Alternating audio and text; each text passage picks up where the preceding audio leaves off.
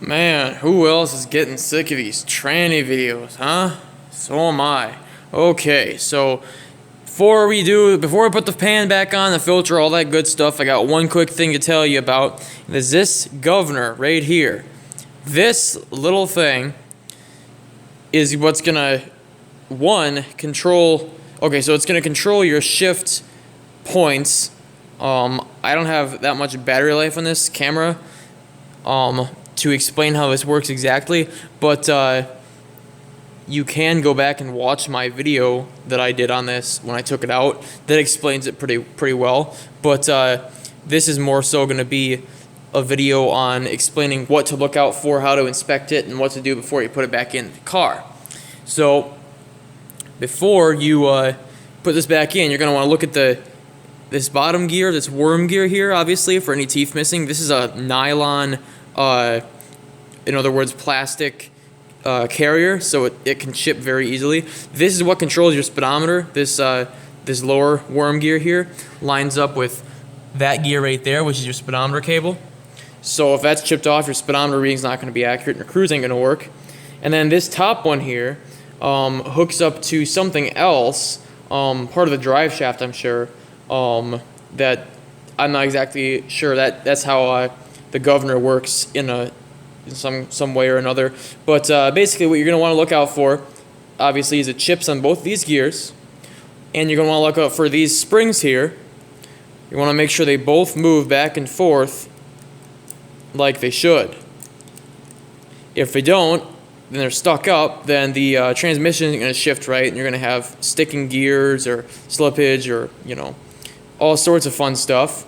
And you also want to make sure that you don't actually touch those springs. I was very careful not to when I took it out. I'm very careful not to now. Touching this is okay, touching this is okay, but the springs itself, you do not want to touch those, because I was told that if you get even a microscopic little piece of dirt in there, it can bind that spring up like this and cause your transmission not to shift when you're driving down the road. And the only fix for that, back in the day, the fix for it without taking the transmission apart and all this stuff, would be to throw the car in park while you're going down the road about 30, 40 miles an hour, and the sheer just destructive rattling of the park pawl hitting this thing and causing it to shake around like that will shake loose the blockage that causes the spring to stick up, and it'll fix your sticking governor problem.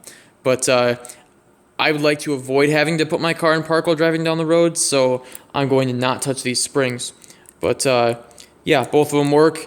Both of them are operating as they should. I'm not going to touch them. I'm not going to tinker with them at all. And what you want to do is this thing is going to go like this. And see a little hole down there at the bottom? That little nipple is going to go right there.